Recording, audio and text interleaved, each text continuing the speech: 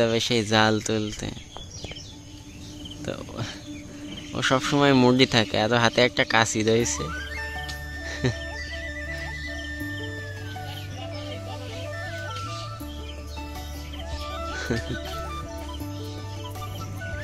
হাতে কিছু না থাকলেও ডেঞ্জার আছে। আমাদের জেলে জেলে সকালে দেখা যাবে যে রেজাল্ট কি অবস্থা। মাছ তো সুন্দর হয়েছে। এই গাইজ আসসালামু আলাইকুম, আশা করি সকলে ভালো আছেন আর আমিও ভালো আছি। এখন আমরা চলে এসেছি মাঠে। আর কি প্রচুর বৃষ্টি পানি আর এমনি পানি জমা হয়েছে, আর সেগুলোর ভিতরে মাছ তো আছে। আর মাছ ধরতে আমরা চলে যাচ্ছি এখন জাল নিয়ে। আর আমাদের সাথে জেলে হিসেবে আছে ইয়ানুর। চলে আসো। হ্যালো গাইস, আসসালামু আলাইকুম। তো এই যে আমাদের জেলে ইয়ানুর জেলে। তো আমরা এখন সামনের দিকে যাব, আমাদের সাথে থাকুন আর জাল পাতাটা দেখবেন। কেমন মায়া রে মায়া মায়া রে, আমায় ছেড়ে দে আমায় ছেড়ে দে, আমার কিছু কথা আছে। অনেক কষ্টের পরে চলে আসছি এখন পানির ভিতরে। এখান পর্যন্ত আসিছি, প্যান্ট ভিজে যাবে। ভিজে যায়নি এখনো, তবে যাওয়ার সম্ভাবনা বেশি। 2-3 বার পড়তে পড়তে বেঁচে গেছি। আর হচ্ছে এদিকে জাল পাতা শুরু করে দিয়েছে। আর এই যে ও জাল রেখে ও ওইদিকে চলে গেছে। এটা কোনো কথা? জাল কই? এই কাদা। আর আমার পকেটে আমার ক্যামেরাম্যানের কিডনি।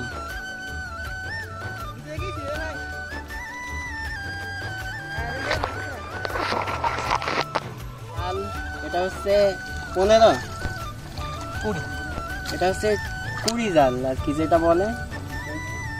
এটা এখন পাতা হবে আর কালকে সকালে দেখা যাবে যে রেজাল্ট কি। এখন না দাদা, দেখা যাক কি হয়। আর আমি তো আছি খুবই বেকায়দা অবস্থায়। যে কোনো সময় আমি যদি পড়ে যাই তাহলে আমার ক্যামেরাম্যানের কিডনি মানে তার মোবাইল আমার পকেটে। আমি ভাবছি যে বের করবো, কে বলছে না। এখন আমি যদি হাতে রাখি এটা তাহলে এইভাবে ধরলেও পড়ে গেলেও সমস্যা নেই, ভেজবে না। কিন্তু পকেটে আছে, এখন যদি আমি পড়ে যাই তাহলে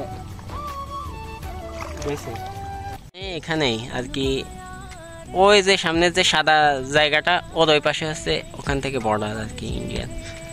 তো এই যে আমরা এখন একেবারে কাছে আছি বর্ডারের। তো বিএসএফদের যে ওটা কি বলে, টং, তাই তো? ওটা একটু দেখাও।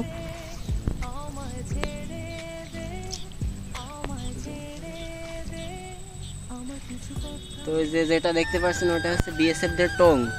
ওখানে দাঁড়ায় দাঁড়ায় ওরা দেখে দূরবীন দিয়ে এভাবে। তো যে কায়দায় গেছে মনে হচ্ছে যে এই পুরো ভুঁই হয়ে এ পাশে আরো দূরে চলে যাবে আর কি। জাল জাল এনেছে ঠিক এতটুকু। এই জালে কয়টা মাছ উঠবে? মাছের থেকে সাপ বেশি হচ্ছে, ঘোড়া সাপ।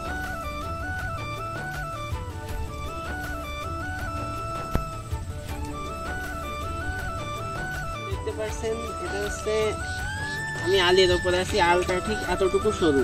পা কোনো কায়দায় যদি বেকায়দা পড়ে আমি পানির ভিতরে, কিছু করার নেই। জাল পাতা শেষ।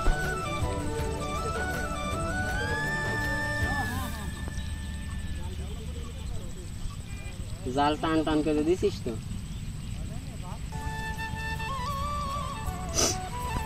কমপ্লিট হয়ে গেছে। আর হচ্ছে ও যতটুকু কষ্ট করেছে তার থেকে বেশি কষ্ট আমাদের হয়েছে, কারণ ওর অভ্যাস আছে, আমাদের নেই।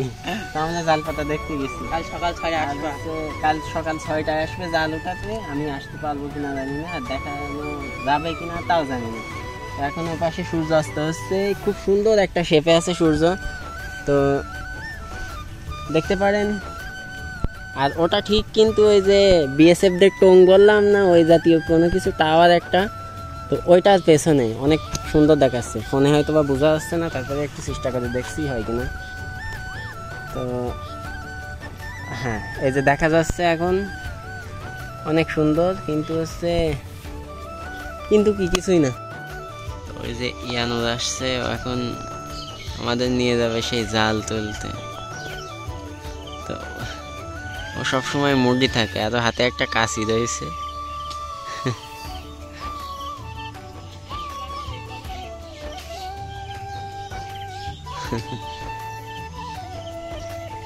হাতে কিছু না থাকলে ডেঞ্জার আছে। আর এখন তো হাতে কাশি।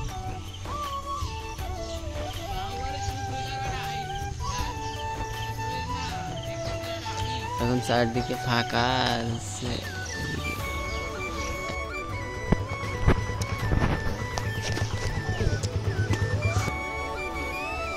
ওকে, তো আমরা এখন ভোর 5টা 5:30 বাজে, এখনো সূর্য ওঠেনি এপাশে।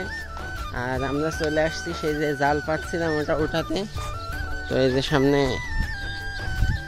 আছে সবাই, দেখি কতগুলো মাছ বাঁধে আর সাপ বাঁধে, এখন ওখানে যেয়ে দেখা যাবে। আমার সামনে আছে, এখন যাচ্ছে ওর গন্তব্যস্থলে। সেই জাল, কাঙ্ক্ষিত জাল উঠাতে কতগুলো মাছ হয়। আর মাছটা তো ফ্যাক্ট না, মেইন হচ্ছে সাপ।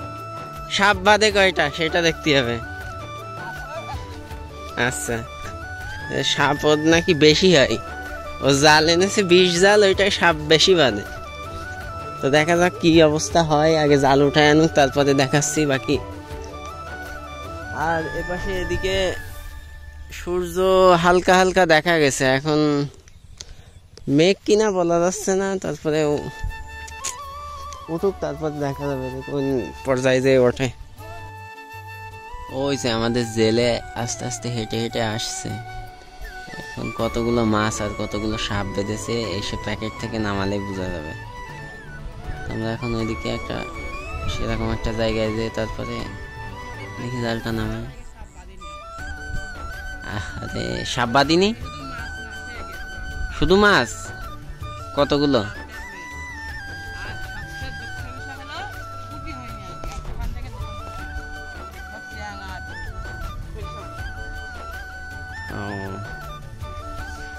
দেখি কি অবস্থা। মাছ তো সুন্দর হয়েছে। থাক, বের করতে হবে না, ওদিকে যাই বের করবো না। আচ্ছা, দক্ষিণ ছিল এটাই পুঁটি হয়ে গেছে। আচ্ছা, কাল গেলে